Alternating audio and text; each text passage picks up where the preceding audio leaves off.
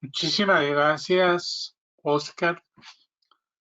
Primero también agradecimiento a la Asociación Colombiana de Ingenieros y a las personas asistentes que han aceptado la invitación a compartir este tema sobre los obstáculos epistemológicos en el electromagnetismo. 10 en punto. Seguramente la mayoría de ustedes saben, la epistemología es una rama de la filosofía que estudia todo lo concerniente al conocimiento científico, sus conceptos, su historia y también los obstáculos para desarrollar ciencia. Y he querido tomar el fenómeno electromagnético, del cual pues lo he venido estudiando y conociendo a través de la investigación que dirijo desde hace cerca de 40 años sobre el fenómeno del rayo, que es un fenómeno electromagnético, y plantear una hipótesis que quiero compartir con ustedes sobre precisamente los obstáculos epistemológicos. Para mayor facilidad, pues apagaré la cámara y así más fácilmente poder desarrollar la presentación.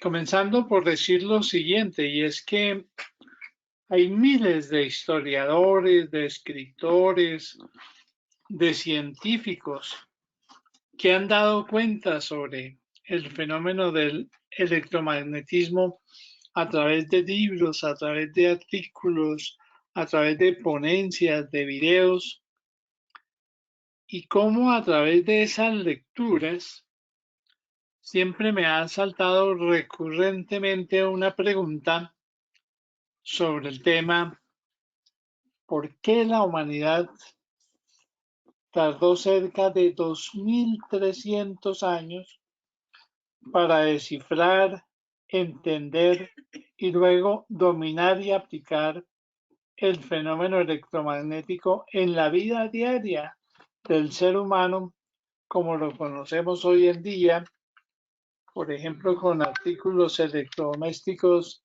tan cotidianos como la nevera, la licuadora, la aspiradora, el horno microondas, el timbre, los motores y transformadores eléctricos, la transmisión de energía eléctrica o los nuevos avances en movilidad con los autos eléctricos, los trenes de suspensión magnética o en medicina con las imágenes por resonancia magnética y en el comercio con las tarjetas magnéticas o el almacenamiento digital en cintas magnéticas.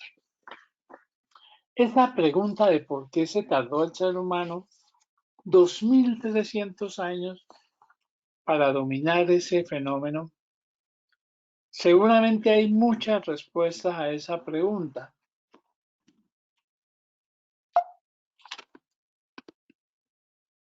A ver si me pasa la diapositiva. Ok. Seguramente decía que hay muchas respuestas a esta pregunta, pero en mi experiencia investigativa, con lecturas, análisis, discusiones, me ha surgido una hipótesis que obviamente, como todas las hipótesis, son para comprobarlas y para discutirlas. Y esto como una primera aproximación para responder a aquella pregunta, y son precisamente los obstáculos epistemológicos. Los obstáculos epistemológicos, según el epistemólogo francés Gaston Bachelard, son elementos psicológicos que impiden o dificultan el aprendizaje de conceptos revolucionarios, nuevos paradigmas al interior de las ciencias. Y son entorpecimientos, confusiones, causas de estancamiento y hasta de retrocesos que aparecen en el proceso de conocer, impidiendo al sujeto avanzar en esta tarea y que son inherentes a la actividad científica. Como sociedad cargamos con las ideas, concepciones, conocimientos cotidianos y prácticos de nuestra época, de nuestra cultura, de nuestra clase social, que pueden actuar como prejuicio. Un ejemplo es lo que venimos viviendo desde hace más de año y medio con la pandemia por el COVID-19, que son esas ideas, esas concepciones, esos conocimientos que todavía no están 100% elaborados y que pueden actuar como prejuicios. Y de ahí la discusión de si la vacuna sirve o no sirve, de si la vacuna se aplica o no se aplica. Entonces, permítanme desarrollar en esta charla esa hipótesis de los obstáculos epistemológicos a partir del desarrollo histórico del conocimiento en general, pero del fenómeno electromagnético en particular, sobre todo la manera como lo han enfocado diferentes sociedades, diferentes civilizaciones. Desde las primeras civilizaciones, el conocimiento y la explicación de los fenómenos de la naturaleza, como por ejemplo la luz, la lluvia, los rayos, los sismos, la electricidad o el electromagnetismo, ha hecho que el ser humano se haga preguntas de cómo se produce el fenómeno, por qué se produce el fenómeno, cuándo se produce el fenómeno, en dónde se produce. Y siempre ha tratado de buscar una explicación partiendo de un pequeño número de principios básicos y en lenguajes diferentes. El más conocido ha sido el mítico. El mítico, si ustedes recuerdan, pues todo lo que es la civilización griega de 2400 años, pues se hacía las mismas preguntas y muchas de las respuestas eran a través de lo mítico, de los dioses, hasta llegar a lo que conocemos hoy como el lenguaje científico, que es un proceso de apropiación, de medición, de construcción, de creación autónoma del conocimiento, que tiene resultados visibles, comunicables, contrastables y que tiene validez social. Si volvemos a la época de los griegos, cuando se hacían estas preguntas sobre los diferentes fenómenos de la naturaleza y lo explicaban inicialmente a través de mitos, de dioses, hubo un filósofo que partió en dos la historia de la filosofía griega, y ese filósofo fue Sócrates.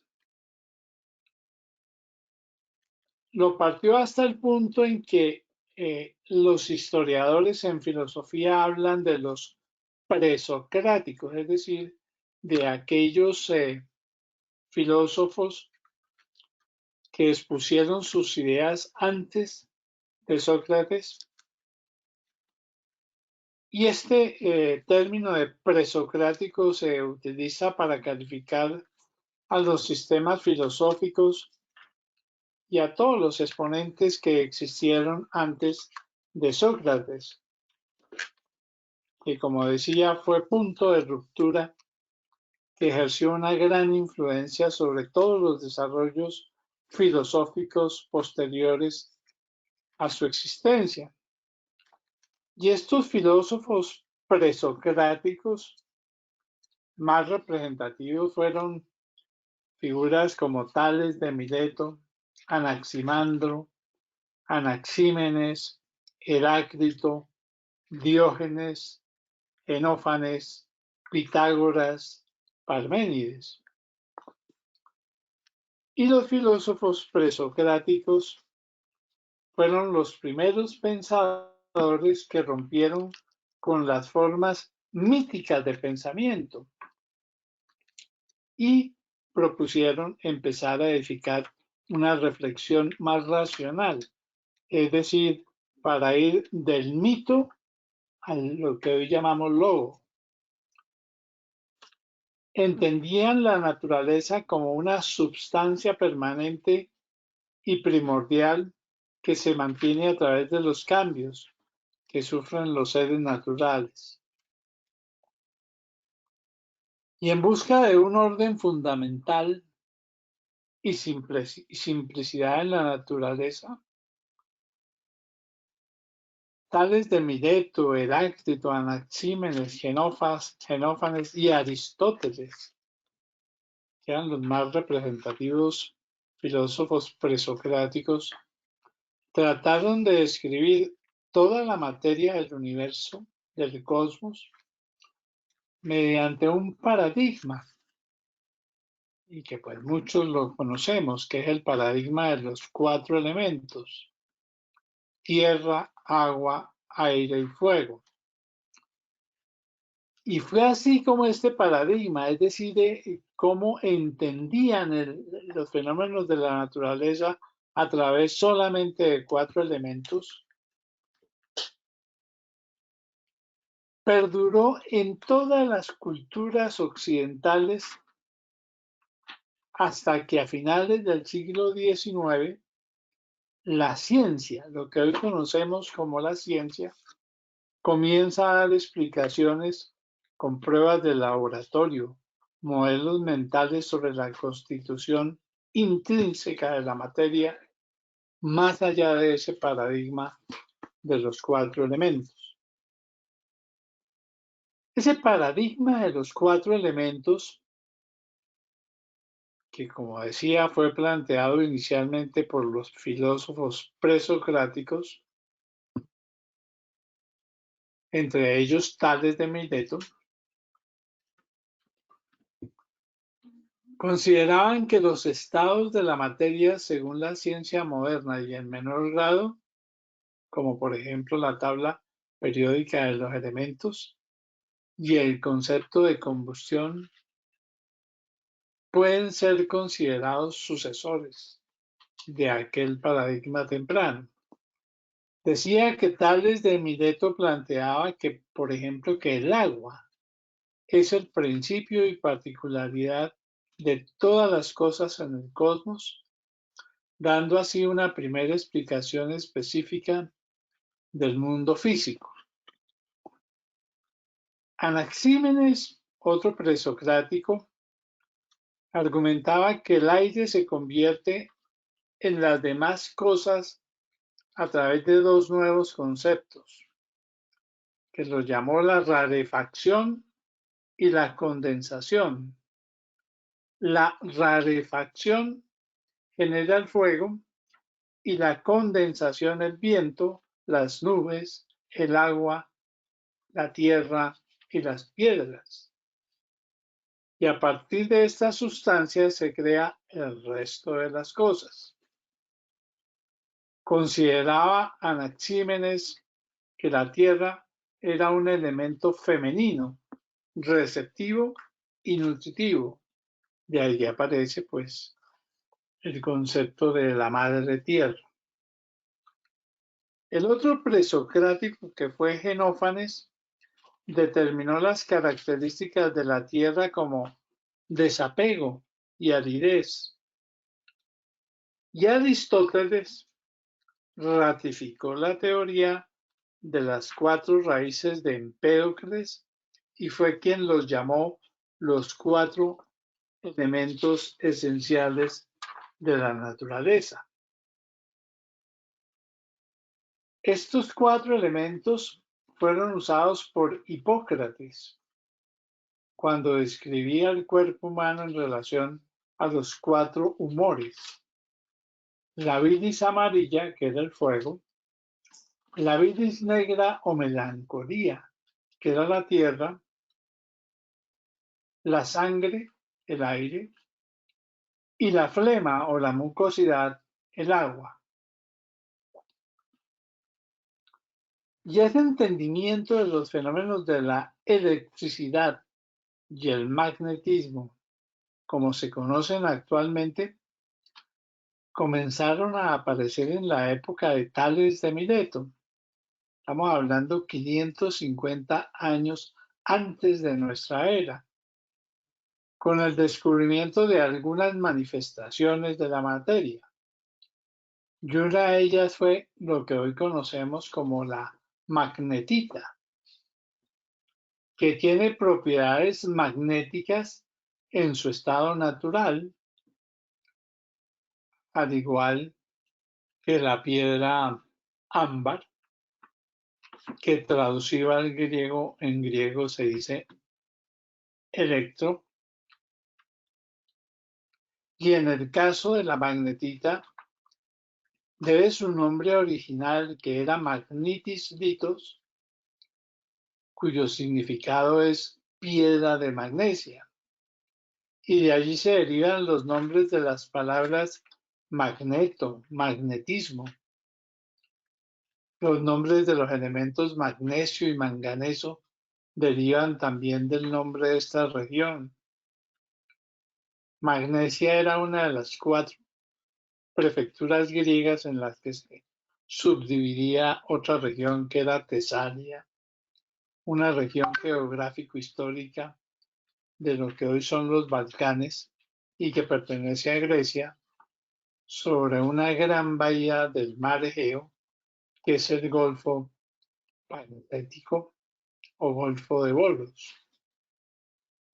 Decía que la piedra ámbar, que también la descubrió Tales de Mileto, que producía al hacerle fricción con seda o con papel, producía la atracción o repulsión de otros elementos, y esa piedra, que en español se conoce como ámbar, decía en griego es electro, y de allí viene todo lo que son las relaciones de los nombres electricidad, eléctrica, etc.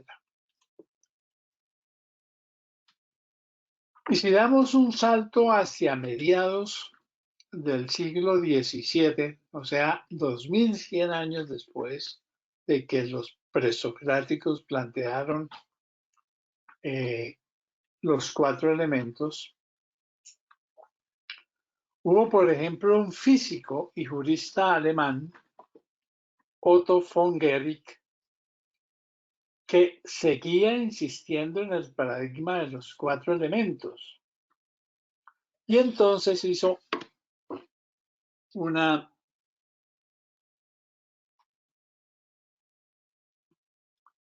un experimento, que es el que muestro en esta figura, donde frotaba esferas que contenían materiales que simulaban la composición de la Tierra. Que él decía, pues, esa producción de electricidad, lo que hoy conocemos como electricidad, que son fenómenos de atracción y repulsión, pues tiene que ver con los elementos de la naturaleza, según los filósofos griegos, y uno de esos era la Tierra. Entonces hizo esta máquina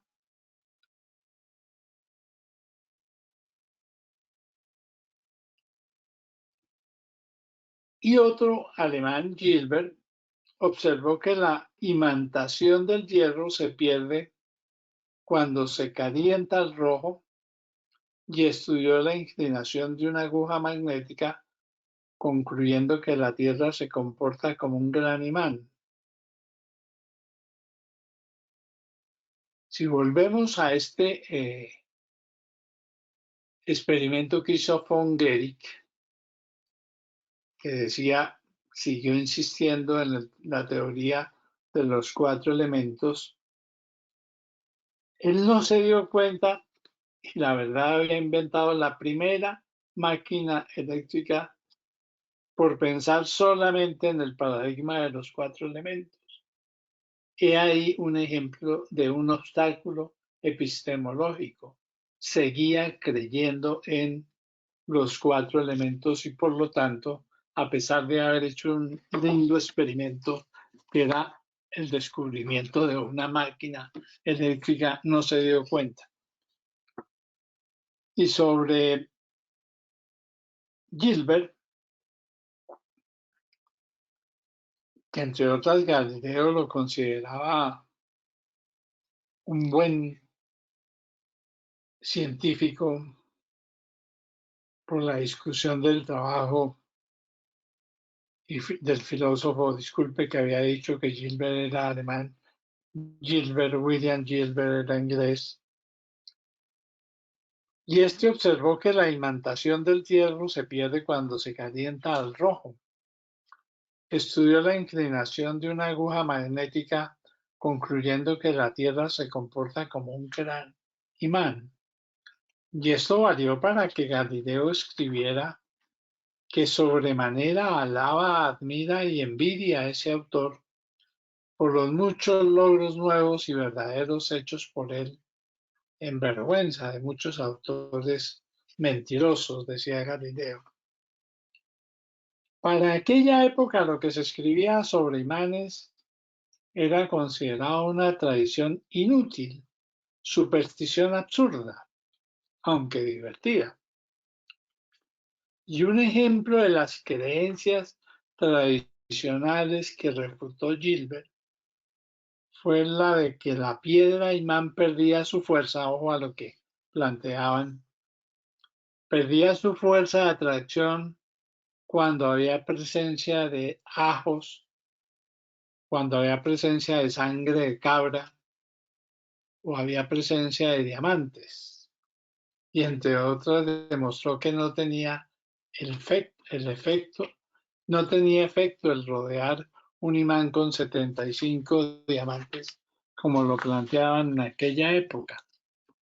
Con estos ejemplos de Guericke y de Gilbert, lo que quiero mostrar es cómo la incidencia del paradigma de los 4 elementos planteados por los presocráticos después de 1600 años todavía seguía insistiéndose en que la naturaleza para darle explicación estaba metida dentro de esos 4 elementos.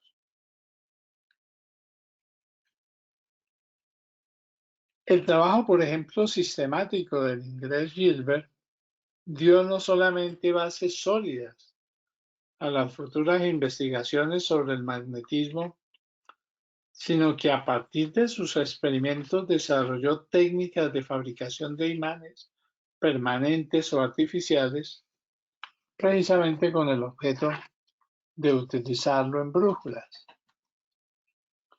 Y al encontrar un nuevo fenómeno natural como el magnetismo, que no encajaba en el paradigma de los 4 elementos, porque cuando se hacían estos experimentos de frotar el ámbar o la magnetita y ver los fenómenos de atracción y repulsión, los estudiosos del siglo XVIII, estamos hablando de más de 1800 años después de los presocráticos griegos, insistieron y propusieron una primera aproximación. Fíjense en los obstáculos epistemológicos.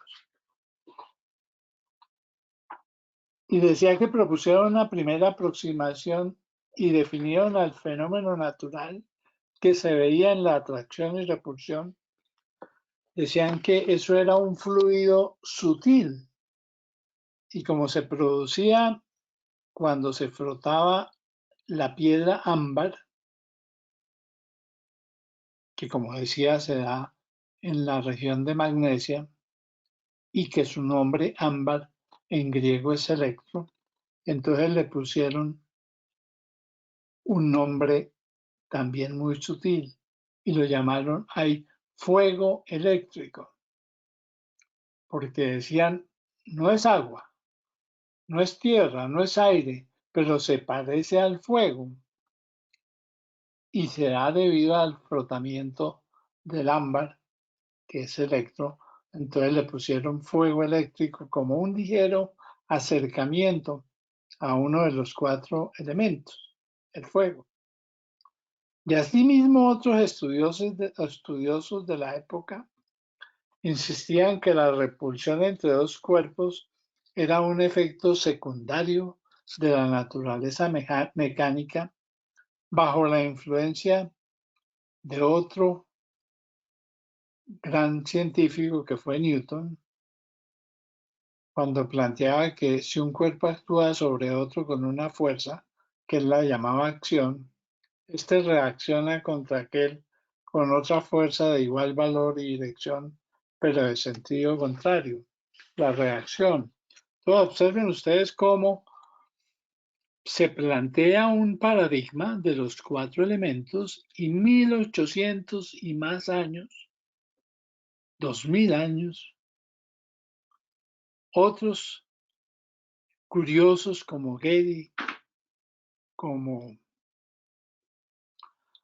como Gilbert, seguían planteando, y más aún, los que llamaron los electricistas, cuyo principal exponente era Benjamin Franklin, insistían en mirarlo a través de los cuatro elementos. O sea, un obstáculo para lograr un mejor desarrollo.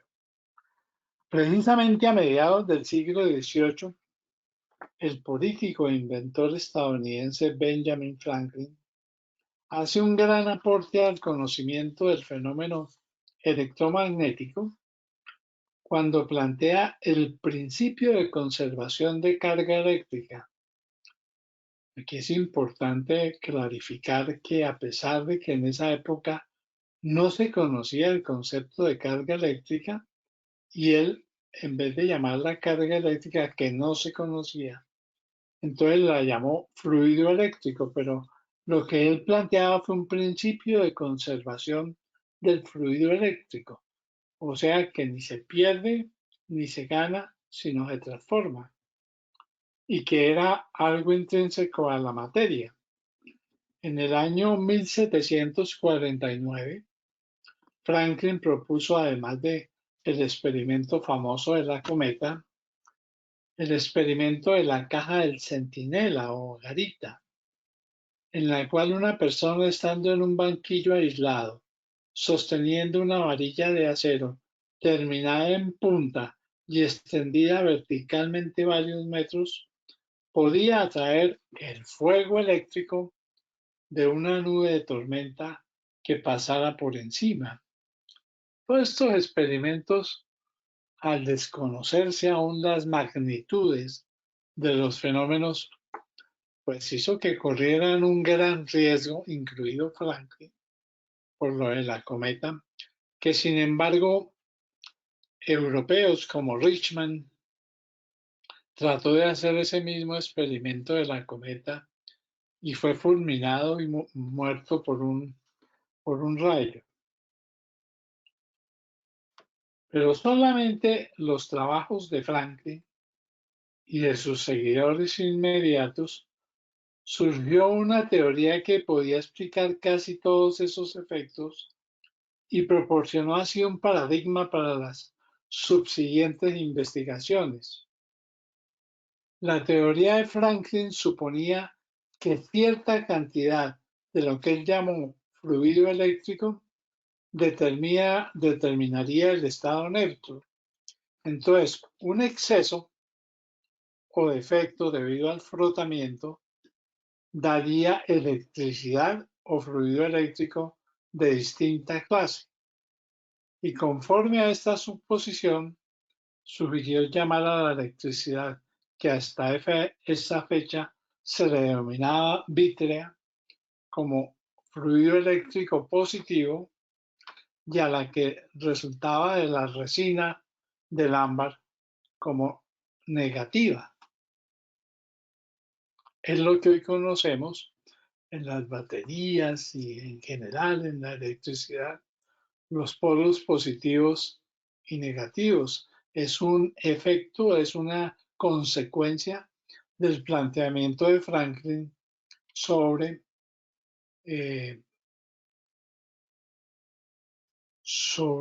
eh, la conservación del fluido eléctrico y lo que hoy llamamos la conservación de la carga eléctrica.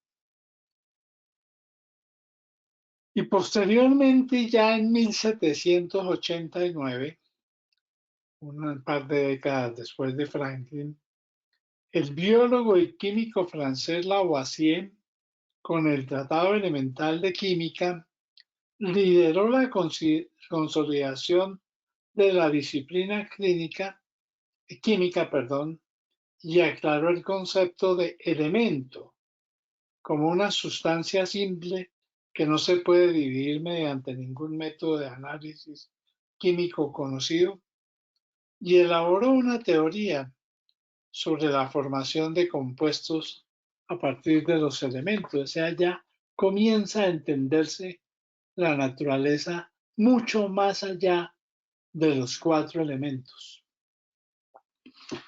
Y hacia 1850 se avanza en el entendimiento de la electricidad y el magnetismo al plantearse una explicación mucho más razonable, mucho más objetiva, medible, comunicable, contrastable y que fue de validez social, con los experimentos y razonamientos del inglés Faraday, del francés Ampère, de Ørsted y las cuatro ecuaciones matemáticas del científico escocés Maxwell. Y en ese momento, estamos hablando ya de 1850, se rompe el paradigma de los cuatro elementos. Y en 1897, hablando de cerca de 2300 años después del descubrimiento de la piedra imán y del ámbar o electro de Tales de Mileto, el científico británico ganador del Premio Nobel de Física, Joseph Thomson, descubre una nueva partícula que más tarde fue bautizada con el nombre de electrón, y se rompe definitivamente el paradigma griego que luego, con la teoría de la relatividad de Einstein, se avanza mucho más allá de las leyes de Newton y se logra el entendimiento intrínseco de la materia, se domina y utiliza el fenómeno electromagnético en infinidad de aplicaciones diarias, todo para bien de la humanidad, como por ejemplo lo que hizo Nikola Tesla, que lo describo en un artículo que llamé Nikola Tesla, el hombre que se inventó el siglo XX. Pero veamos entonces una explicación a la pregunta inicial. ¿Por qué el ser humano tardó cerca de 2300 años para descifrar, entender y luego dominar y aplicar el fenómeno electromagnético?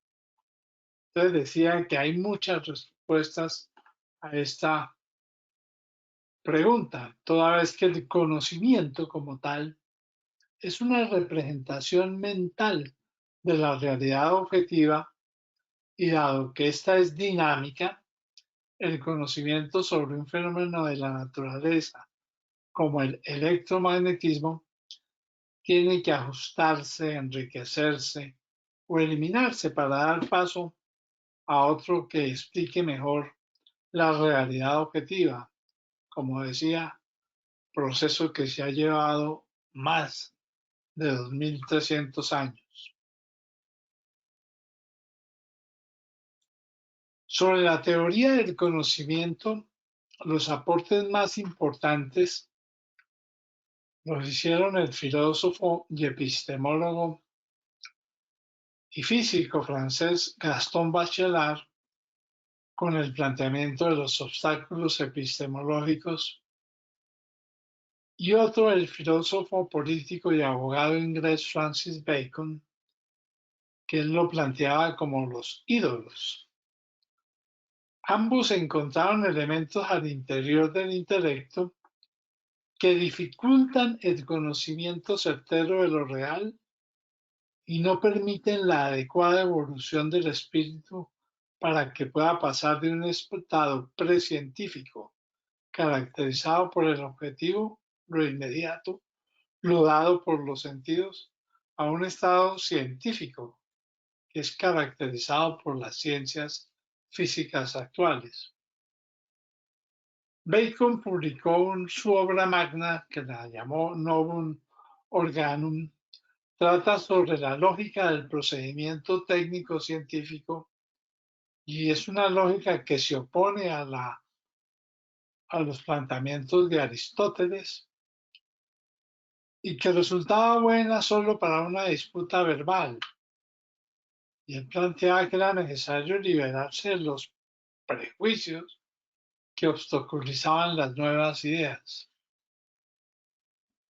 Y a esos prejuicios Bacon los denominó ídolos, que los clasifica como comunes del género humano, que no reflejan con exactitud la naturaleza de la realidad y que subyugan el entendimiento, que proceden de opiniones sin fundamento, guiadas por los sentidos, que derivan de creencias de cada persona, producto de su educación, de sus hábitos, de sus costumbres, que provienen del abuso del lenguaje, donde la fuerza de la palabra se impone en el pensamiento generando ideas perturbadoras que proceden de falsos sistemas filosóficos, teológicos y tradiciones, que no es otra cosa que una fábula puesta en escena. Y esto, repito, lo estamos viviendo hoy en día como ejemplo con la pandemia. Que un claro ejemplo de estos ídolos o de estos obstáculos epistemológicos que aún se mantienen hoy en día en la escena de la enseñanza primaria y universitaria sobre la física del electromagnetismo es la explicación que todos repetimos como loros. Polos de signos contrarios se atraen y polos del mismo signo se repelen. Esta explicación, que es metafórica, se aparta totalmente y no aporta a la explicación científica, toda vez que la atracción y la repulsión son manifestaciones de sentimientos humanos. A una persona le atrae o le repele otra por un sentimiento humano y la naturaleza nada tiene de sentimientos. Y la explicación al fenómeno de qué pasa con polos de igual signo o de signo contrario es precisamente la explicación que daba Franklin, que al frotar, que en la naturaleza los cuerpos, los elementos permanecen neutros y cuando se frota, por ejemplo, un elemento como puede ser el ámbar con, con, con cualquier otro elemento, que puede ser seda o puede ser paño, en fin. Entonces, un elemento, la seda o el paño, puede adquirir más carga eléctrica, lo que en la época de Franklin llamaba más fluido eléctrico, por lo tanto el otro pierde, o sea, tiene menos. Y cuando tratan de juntarse, lo que se hace es tratar de volver al estado neutro. Por lo tanto, es lo que se observa como si se atrajeran.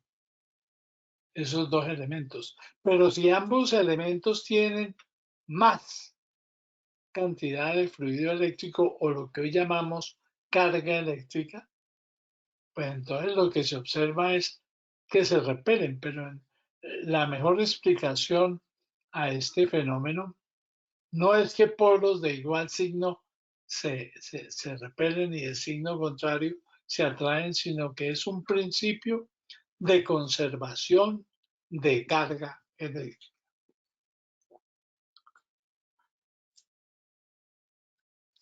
El obstáculo epistemológico o los obstáculos epistemológicos no son las dificultades técnicas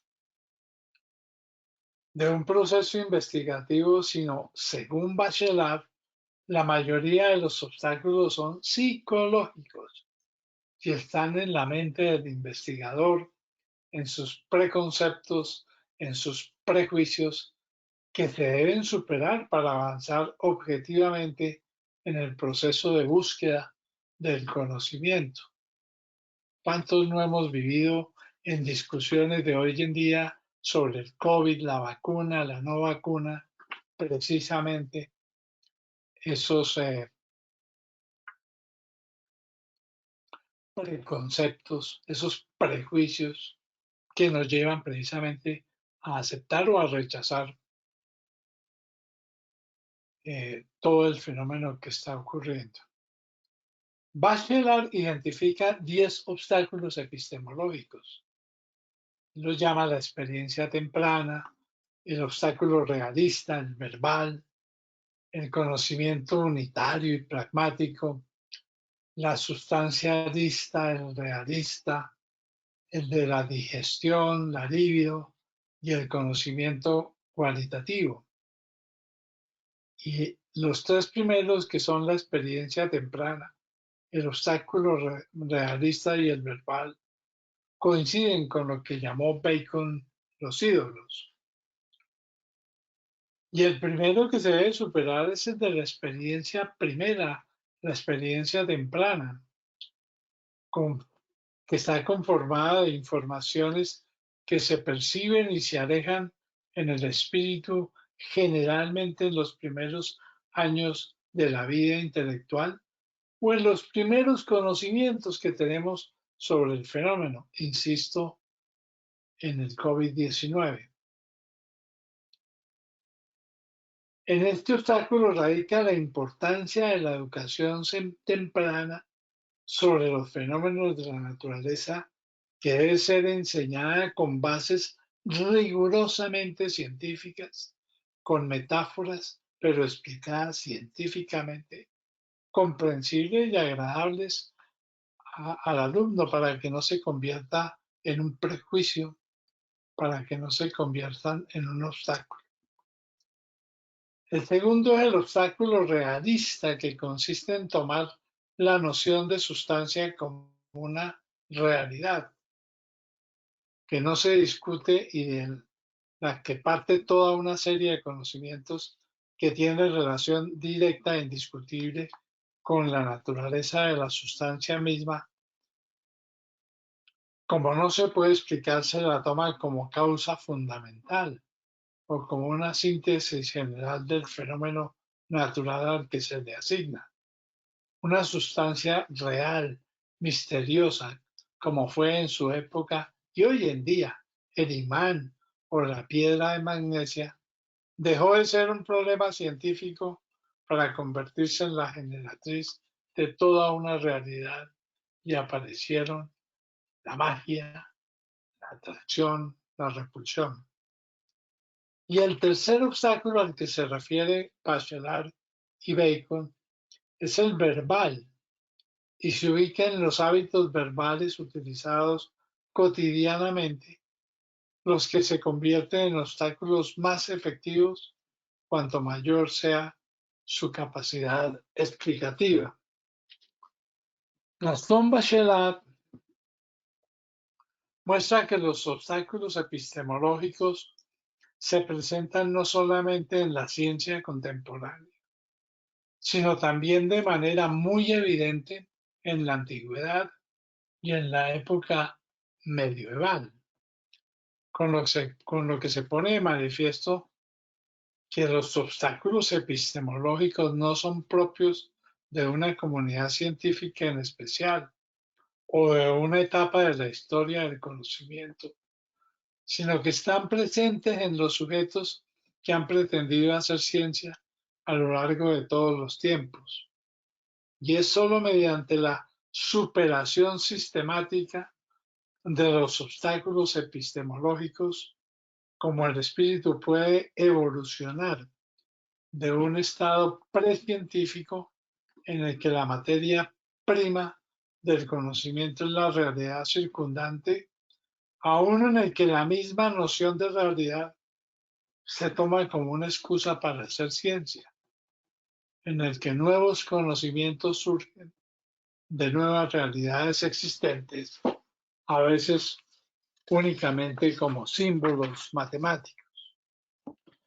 Bachelard y Bacon plantearon muy acertadamente sobre la teoría del conocimiento, las limitaciones, prejuicios o impedimentos que afectan la capacidad de los individuos para construir un nuevo conocimiento.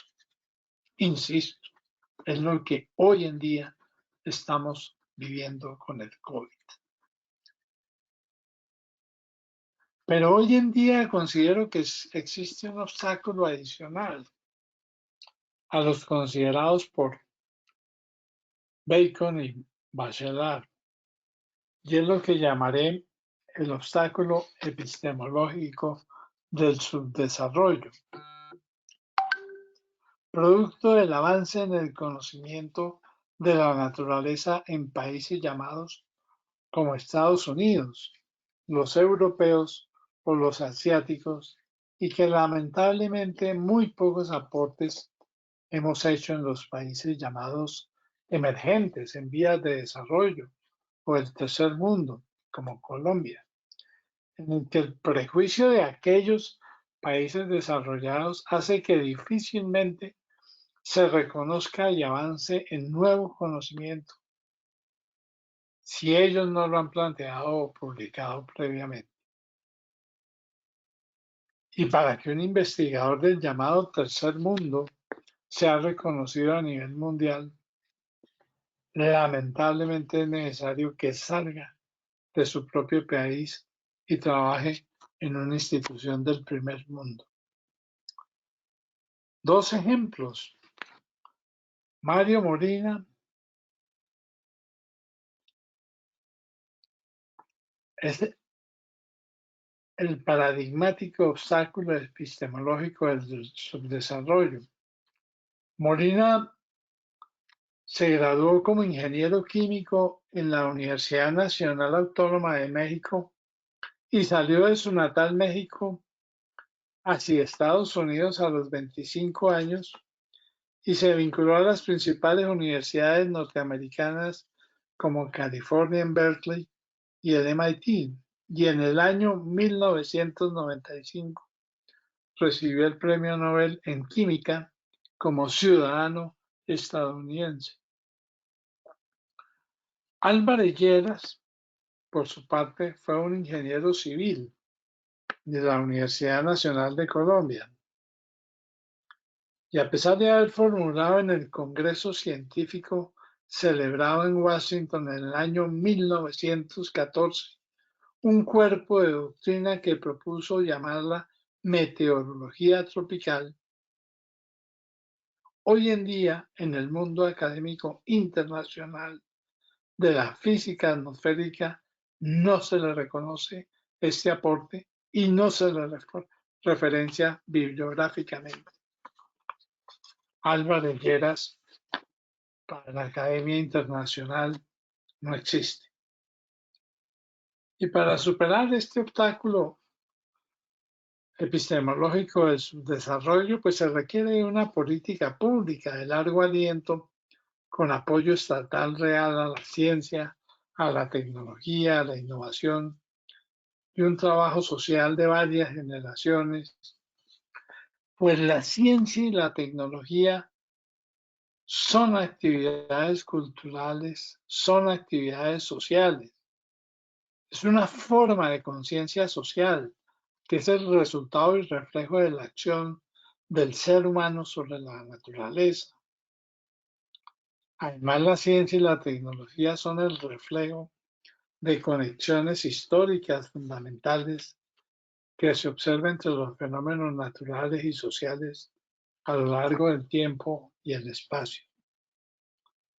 Pero adicionalmente, la visibilización de las revistas académicas de países que se llaman en vía de desarrollo respecto a países desarrollados poseen ciertos atributos tales como estas revistas tienen bajo reconocimiento internacional.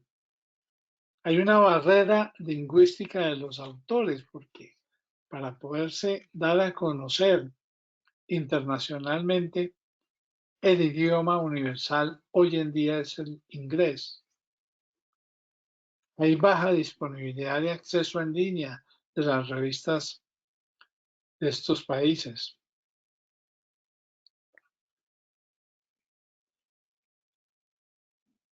Y la mayor proporción de la producción nacional, que es bien importante y tiene grandes avances, se publica en revistas domésticas.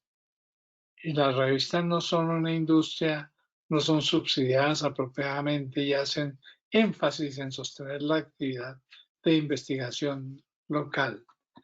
La visibilidad internacional depende de la colaboración con pares extranjeros.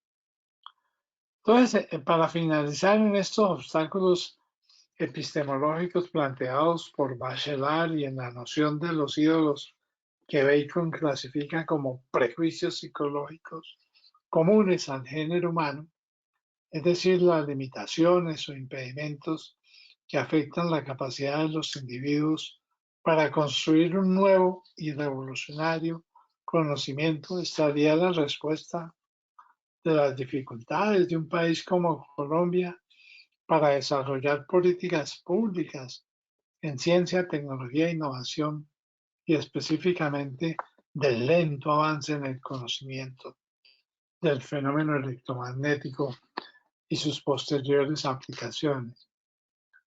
Y esto pudo pasar durante cerca de 2300 años, como lo he planteado, pero puede estar pasando actualmente.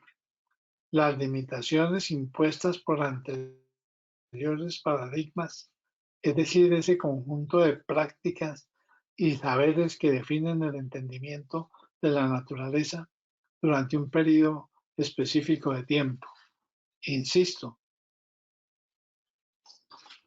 lo que estamos viviendo con la pandemia, con el virus del COVID-19, puede estarnos llevando a una serie de prejuicios que van a ser difícil seguir avanzando en el conocimiento.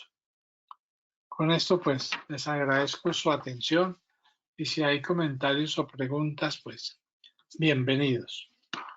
Gracias, Oscar.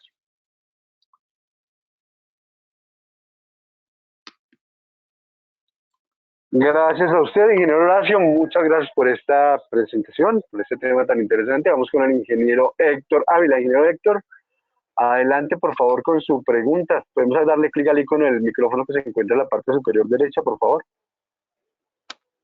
Adelante. Muchas gracias. ¿Me escuchan? Sí, le escucho, Héctor. Es un gusto estar en esta conferencia, ingeniero Horacio. Yo fui estudiante suyo y me siento orgulloso de estar acá. Tengo una pregunta en relación con hasta qué punto en realidad se adquiere el conocimiento. En este caso, usted menciona el electromagnetismo. Yo estaba pensando en esa definición del fuego eléctrico dada por Franklin o antes, incluso por otros, y el concepto de campo en electromagnetismo. Para mí son definiciones casi igual de misteriosas, porque al final el campo es casi que una construcción matemática. Y con esa construcción nosotros pretendemos explicar un fenómeno que es real, pero mi pregunta es hasta qué punto en realidad eso nos da una explicación, nos da conocimiento sobre el fenómeno. Porque en cierto sentido para mí es como que esa construcción es de alguna forma artificial, porque es una construcción matemática al final, que casa muy bien con el fenómeno, se pueden hacer predicciones, sí, pero en realidad estamos conociendo el fenómeno, lo estamos entendiendo. Eh, sí, también pienso, por ejemplo, en el caso de la mecánica cuántica. La mecánica cuántica es totalmente opuesta al sentido común y hay construcciones que son puramente matemáticas, pero que se supone representan la naturaleza. Y la pregunta es si la representa, si en realidad sí estamos viendo la realidad como es, eh, usando eso. Por ejemplo, la conocida función de onda que se supone que representa todos los estados al mismo tiempo de un fenómeno. ¿Eso en realidad representa la realidad o es meramente una construcción? Entonces, eso no está tan alejado de cómo se veía, digamos, como los griegos veían la realidad antes. Trataban de hacer una construcción basada en cosas que conocían y inventaban, bueno, creaban estos, como el término de fuego eléctrico me pareció muy interesante, o fluido, para explicarlo. Y eso suena como misterioso, pero estos conceptos que he mencionado también a mí me suenan misteriosos. ¿Qué opina, ingeniero, sobre esto? No, pues excelente su planteamiento porque es precisamente eh, todo esto que he hablado sobre prejuicios y obstáculos. Pero es importante enfatizar en lo siguiente, cuando se da un fenómeno cualquiera que él sea, pues el ser humano se pregunta cómo, por qué, cuándo, cómo, dónde. Y eso lo podemos ver en los niños, ¿no? Un niño, la primera experiencia que tiene es con la relatividad, perdón, con la gravedad. Más aún, los papás lo aplauden y uno aplaudía a sus hijos cuando podía pararse, porque era romper la gravedad, la fuerza de la gravedad. Y cuando caminaba era, pues precisamente está controlando la gravedad. Entonces son experiencias que deben tener una explicación por qué se dan, cómo se dan, que el principal fue que dio la primera explicación de tipo científico, pues fue Newton con sus leyes, pero que después las modificó en la teoría de la relatividad de Einstein. Pero si ponemos un paralelo, la experiencia de un niño hoy en día es que cuando se acerca a una toma eléctrica, lo primero que te dicen es cuidado, ahí hay un monstruo y le ponen obstáculos y lo cierran. O sea, no hay una experiencia directa como la gravedad con respecto a la electricidad. Entonces, desde ese punto de vista, las primeras experiencias del ser humano, del niño, con respecto a la electricidad, al magnetismo, es de rechazo, es de cuidado, es de algo extraño que ni siquiera se aplaude, por el contrario es cuidado. Así como se aplaude cuando camina por primera vez un niño porque está controlando la gravedad. A un niño jamás se le va a aplaudir porque se acercó su dedito a una toma. Esa relación es la que hace que comiencen a aparecer prejuicios con respecto a esos fenómenos que no se ven pero que se sienten, porque todos hemos sentido en algún momento que si metemos el dedo dentro de una toma, pues le da un choque fuertísimo. O sea, esa es la manifestación, pero la pregunta es por qué, cómo, cuándo. Y entonces hay que hacer una representación mental de esa realidad, porque se manifiesta.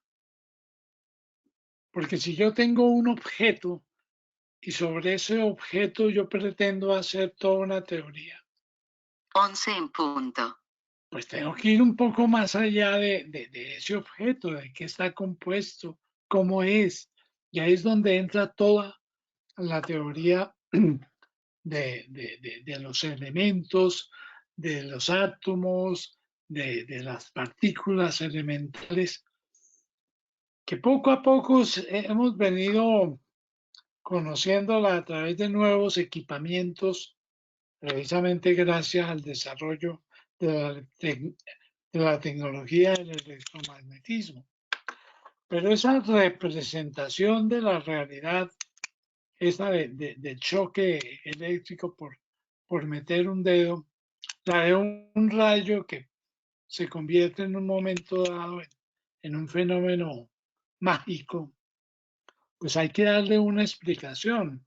Y ahí es donde eh, comienza la representación de un fenómeno físico, que son fenómenos físicos que pueden tener un modelo matemático, no necesariamente matemático. Tiene que estar relacionado la parte de representación de la realidad física con la realidad matemática. Por lo tanto, ahí es donde lo que usted plantea, Héctor, es ese límite, ¿no? Entre lo que es una representación de algo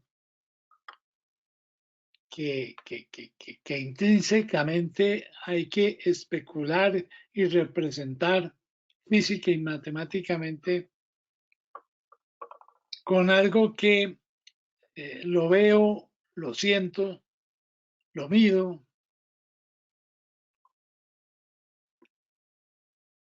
Y entonces viene, por ejemplo, los grandes experimentos como con las partículas elementales, ¿cierto? ¿Quién ha visto una partícula elemental? No, pues todavía no hemos llegado a ese punto, pero hay que hacerle una representación y comprobar que sí, comprobar que si hago tal experimento ocurre tal fenómeno. Que la teoría de la relatividad de Einstein, cuando se planteó, era eso, una teoría, y muchos de los experimentos teóricos de Einstein hasta ahora se están comprobando. ¿Y cómo se comprobó la teoría que hizo una elucubración, una representación física del fenómeno de la luz, del fenómeno electromagnético, planteando también un modelo matemático y diciendo cuál podía ser la diferencia si se analiza con la física de Newton o la física de la relatividad? Y eso se logró comprobar y fue cuando Einstein tomó gran relevancia como científico, cuando se hizo las mediciones gracias a un eclipse en el cual se vio esa diferencia que planteaba Einstein entre eh, eh, el desplazamiento de la luz que no podía plantearse con la teoría de Newton. Entonces, fíjate que siempre va a estar relacionado la interpretación que yo haga, que no es fácil verla, y eso lo he vivido, por ejemplo, cuando miramos un fenómeno como el rayo, pues lo único que uno ve es una luz y un sonido, pero yo puedo medirlo a través de mediciones indirectas, la medición del campo eléctrico, del campo magnético, pero me toca hacer toda una representación de por qué se produce esa luz y por qué se produce ese sonido Y ahí es donde entro a mirar la física en su estado mucho más intrínseco de la materia y a darle una representación matemática.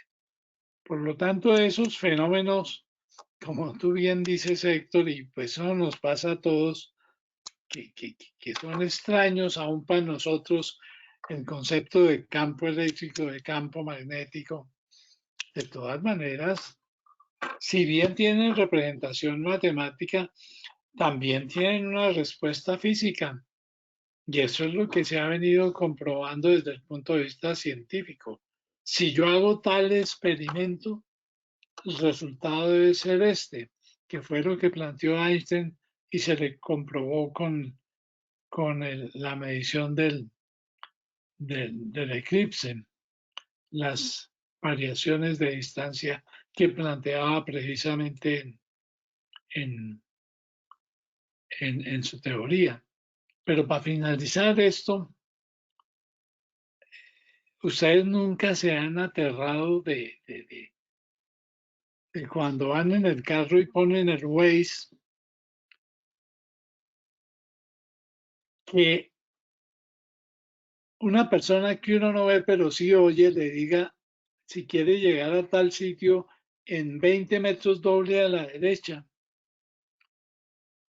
Pero si uno le dice no, que volteó fue a la izquierda, entonces vuelve y hace un cálculo y le dice no, ahora debe tomar por tal calle. Para mí eso sigue siendo una fantasía, ¿cierto? ¿Por qué? Porque detrás de eso está toda la teoría de la relatividad. Esas ecuaciones que planteó Einstein están presentes en el Waze, porque el satélite, que es el que toma la información del objeto que va andando y se la devuelve, pues estamos hablando de cientos o miles de millones de autos que están haciendo lo mismo y están recibiendo esa información con diferencias de metros. Y si esas ecuaciones de Einstein no se tienen en cuenta o no las hubieran tenido en cuenta quienes desarrollaron esa herramienta de Waze, pues hoy en día prácticamente no tendrían ningún servicio porque los errores serían de kilómetros en días. Pero fíjate que no, hoy en día nos dice a tantos metros doble a la derecha para llegar a donde usted quiere. Eso también sigue siendo una fantasía, pero está toda la tecnología, toda la teoría matemática y toda la explicación física que de todas maneras son las que utilizamos hoy en día. Espero, Héctor, haber respondido a sus planteamientos.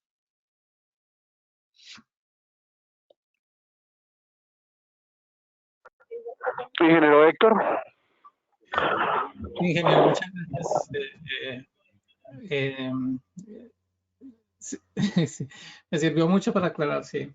Es de todas formas para una larga discusión, pero me sirvió mucho la respuesta. Muchas gracias, ingeniero. Ahí lo fundamental, fíjate, es quién explica y cómo explican. Porque yo puedo pararme en un tablero o a través de estos medios y decir, esta ecuación es válida para cualquier fenómeno termodinámico. Apréndansela. Pero si no doy explicación y no doy conceptos sobre ella, pues prácticamente allí no estoy haciendo nada. Y ese es uno de los problemas que estamos viviendo hoy con el COVID-19. Pues no, ninguno de nosotros somos expertos en biología o para entender todo lo que es una vacuna, pero yo veo que hay personas que intentan por lo menos explicar de una manera didáctica lo que es una vacuna y obviamente tenemos que creer en el desarrollo científico para poder decir me va a servir. Pero de todas maneras, todo ello es una representación de una realidad.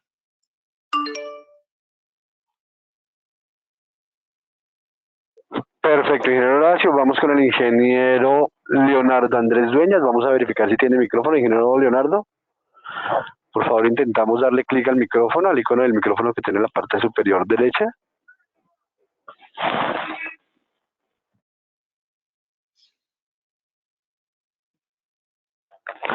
Ok, nos escribe aquí el ingeniero.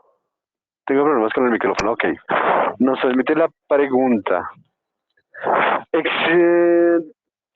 Doctor Horacio, existe también la preocupación, la percepción de la velocidad de los electrones y el otro concepto del campo eléctrico, su velocidad. Cuando realmente la velocidad de arrastre de los portadores de carga es muy, muy lenta.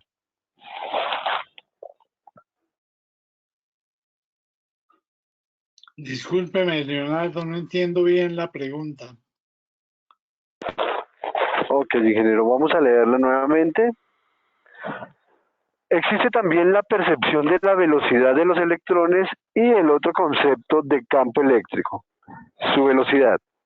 Cuando realmente la velocidad de arrastre de los portadores de carga es muy, muy lenta.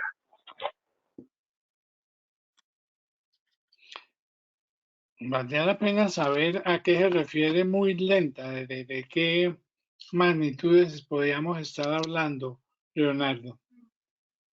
Porque de todas maneras, cuando se habla de, por ejemplo, de ondas electromagnéticas, depende del medio en que se desplacen. Se pueden desplazar en cables, pero se pueden desplazar en aire y se pueden desplazar en vacío. Y ahí hay diferencias de velocidad. Pero por eso se habla en condiciones de vacío de 300 metros por microsegundo. Pero cuando habla de la velocidad de los electrones o de los portadores de carga en general, muy, muy pequeña, ¿de qué magnitud estamos hablando? Y bueno, exactamente a qué se refiere la pregunta, Leonardo. Perfecto, ingeniero Horacio. Ya estamos verificando. En los conductores, doctor Horacio. Sí, en los conductores, en los cables, por ejemplo. De todas maneras, si bien la velocidad de la luz es una constante de 300 metros por microsegundo, en los cables es un poco menor, 290 y tantos metros por microsegundo. Si a eso se refiere con velocidades menores o se refiere a otro aspecto, Leonardo.